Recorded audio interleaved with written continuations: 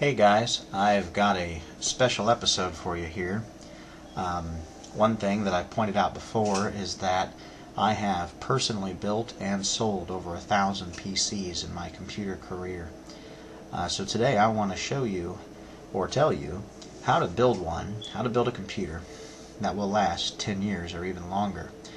This is from experience, and this is from literally playing with tens of thousands of different parts over a 13-year period over recent times. So what I'm going to tell you today really is proven practice, and I hope you'll really benefit from it. One thing I do want to tell you up front is that one reason why you are staring at my ceiling fan instead of my face this time is that I have a really bad cold, and I am having to nurse that while I even talk right now. And I didn't think you wanted to watch me use Kleenexes or anything like that, so you're going to have to forgive me that you'll have to stare at a ceiling fan and just read sentences on the screen, but that'll just have to be the way it is right now. Well, one thing I also want to point out is that when I did run my full-time computer shop for 13 years, I never had access to the latest hardware because that wasn't my business. My business was the regular Joe, the small business, the family, or occasionally the soldier gamer. Every computer I sold had to do what the client wanted, do it for years, and do it relatively trouble-free.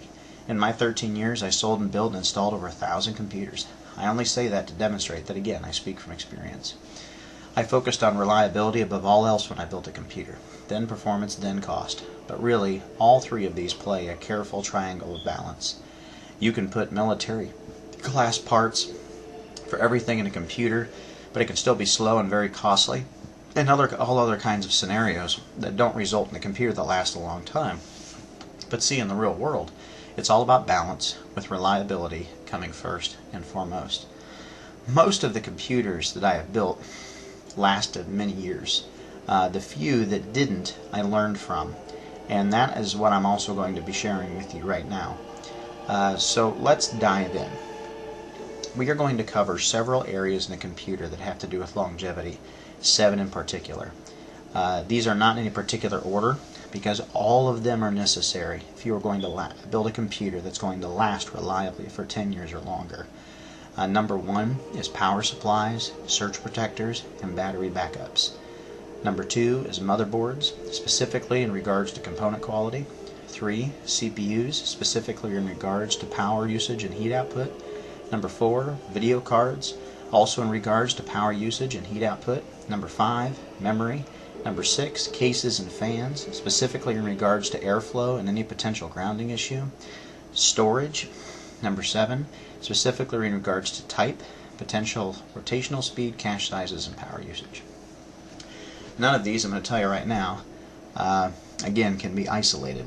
All of these are important. So let's focus on each of them individually.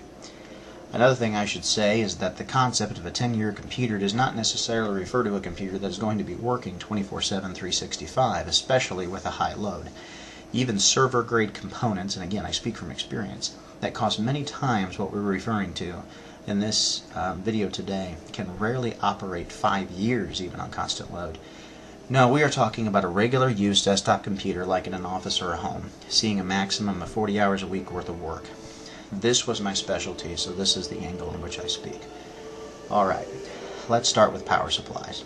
First, I have bought and used hundreds of different ATX standard size power supplies, and that is what we are going to talk about here. Ranging in price from garbage that started at $15 to $25 to $100 power supplies that were gold units.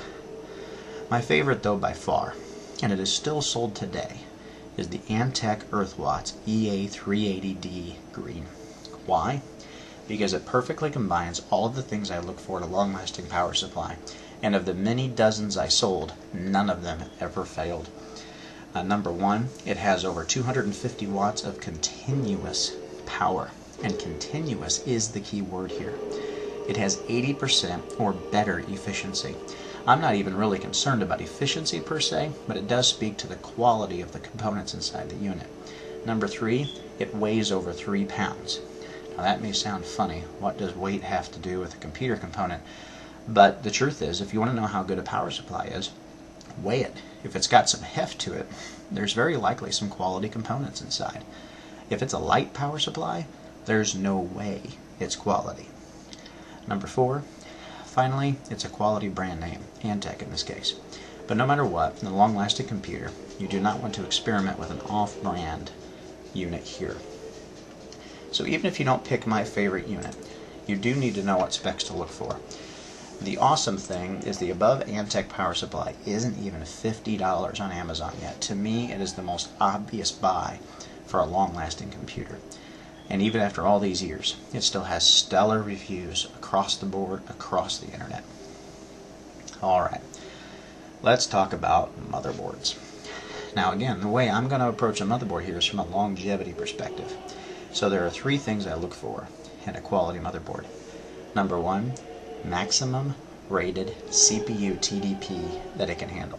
2, type and number of capacitors that will feed the CPU power. And 3, a reputable brand name.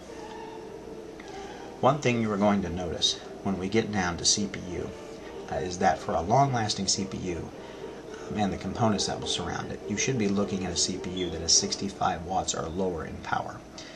I will get into why more later, but for now, if I want a computer to run a very long time, I get a CPU that is rated for about half of the motherboard's rated maximum TDP for a CPU.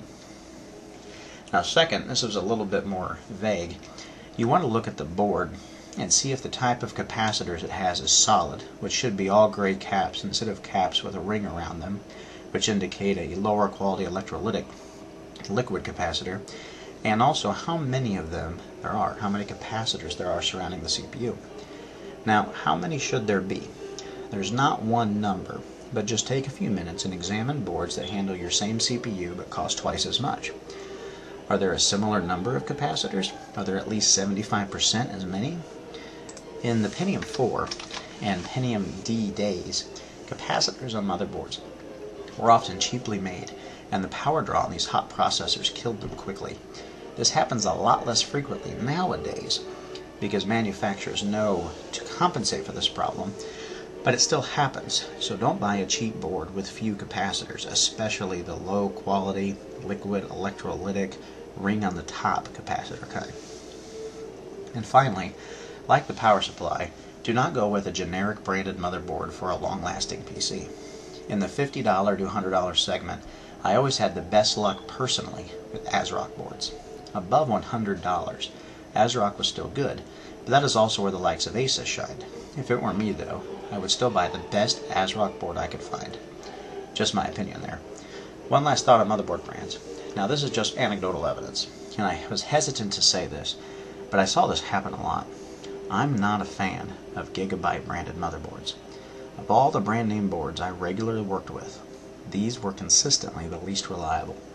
I do not know why, and it's very possible they are fine today, but it would still spook me though if I was building something meant for the long haul. Alright, now let's move on to CPUs. Now what is sort of ironic about a CPU is that no matter which one you buy, they rarely die themselves. However, they can inadvertently affect the life of many other things in your computer. Let me explain. There are 2 reasons for this: how much energy a CPU draws and how much heat it outputs.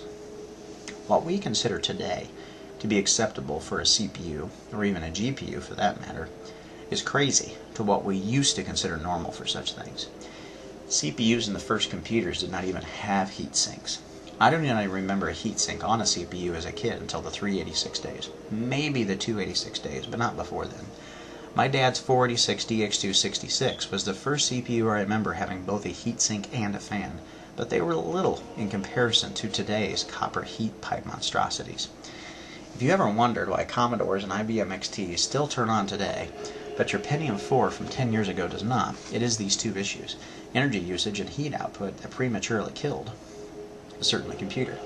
If you reduce both, your computer will live significantly longer, simply put. Now I know what you're thinking. We have to build with Intel, right? No, not exactly. Although in modern CPUs, Intel is faster for each watt used and each BTU exhausted, there are still plenty of AMD options that are low power usage, low heat output, and that are fast enough. They also might cost you a little less and accomplish the same longevity goal. But this does excuse the entire bulldozer Latin processors. You will either need to look at AMD's FM2 65-watt options or even their AM1 platform of 25-watt options. With AMD's new Ryzen, there are some potential 65-watt options, but to be honest, 45 watts or less is even better here. So past choosing a low-power, low-heat CPU, is there anything else to consider here with regards to longevity? No, but it's still smart to shop for the best low-power, low-heat CPU for the money. Your choice here, as long as you stick in that 45 watt to 65 watt range. You could even go lower than 45 watts, but again, you don't want to forget about performance entirely. Another option is to buy a 95 watt or even a 125 watt unlock processor and clock it down significantly, as well as lower the voltage. This is crucial if you do this. At least this gives you the option to switch between long life and high performance modes, if you desire to think of it that way. Now, video cards are much the same way. Now, you may be thinking, just go with integrated graphics, and that must be the best option, but this is not necessarily true. Integrated GPUs are often inside of the CPU nowadays, and this adds more power usage and heat output to a single area that already has plenty of power usage and heat output. My suggestion is a low power, low heat add-in card, something in the 30 to 65 watt range. This CPU should be actively cooled by a brand name with a reputation known for long-lasting fans. The good news is, even in this wattage range, you can still get a card that can play modern games, simply at lower resolutions and lower details. Now, I do not think it matters here whether you go for an NVIDIA or ATI chipset. Just stick with the low power, low heat models, and you will do fine here. It is important to buy a brand name card with a long-lasting cooler, so don't forget that part. Memory is a matter of looking at the maximum and minimum speed supported for your motherboard, the maximum and minimum speed supported by your CPU, and choosing a memory speed right down the middle. Now, this may sound funny. Why not go to the minimum? Well, I am giving you an opinion here, especially in this area, but I have found that sticking to average speeds on memory tends to provide the least amount of trouble. I would also only use one memory stick.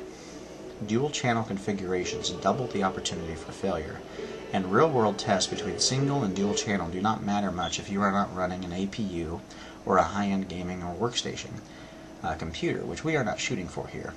In the world of longevity, mid-speed, high-quality memory from a quality manufacturer is what matters. Whether or not the memory includes heat spreaders is not important here. Those things are mostly for looks. If you want to get them, that's fine. If you get memory without them, that's fine. Just buy quality mid-speed memory. Now, the case should be a fairly obvious issue when it comes to longevity. Get a standard mid-tower or larger, but mid-tower is fine, with plenty of drive bays, motherboard slot openings, and places for fans. This is not just for airflow, but so that there is plenty of cool ambient air in the case. This should also be a brand name case that does not have any reported grounding issues, even by users. A grounding issue is when the case cannot keep its metal chassis separate from the motherboard electrically, causing the computer not to start or even damaging it. Simply avoiding generic branded cases will, largely speaking, avoid this problem, but it is a common issue with no-name $10 cases on eBay that you should avoid at all costs. I made that mistake one time about 15 years ago. Just don't go there. This is a low power, low heat computer again, so you do not need to go crazy with fans, even though that may be what you're thinking. But you do need to buy quality, long life fans. You should not buy, in any case, sleeve bearing or single ball bearing fans. Go with dual ball bearing fans or rifle bearing or any other kind of quality long life fan. If you spend $10 or more on a single 80mm fan, for example, or $15 or more on a single 120mm fan, that's a good sign you're getting a quality fan. Also, and this is important, these fans do not need to be noisy. On such a low power, low heat computer, we don't need to push a lot of air, we just need to make sure there's sufficient airflow. Pushing a lot of air will actually push more dust into the computer, and that will shorten its life. Balance is the key here.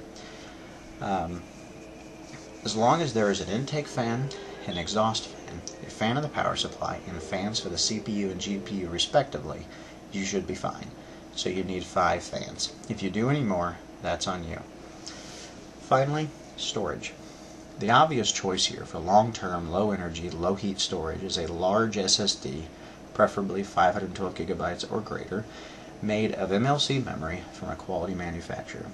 My favorite SSD manufacturer is Samsung, but you do need to make sure you get an MLC drive instead of a TLC drive for greater longevity.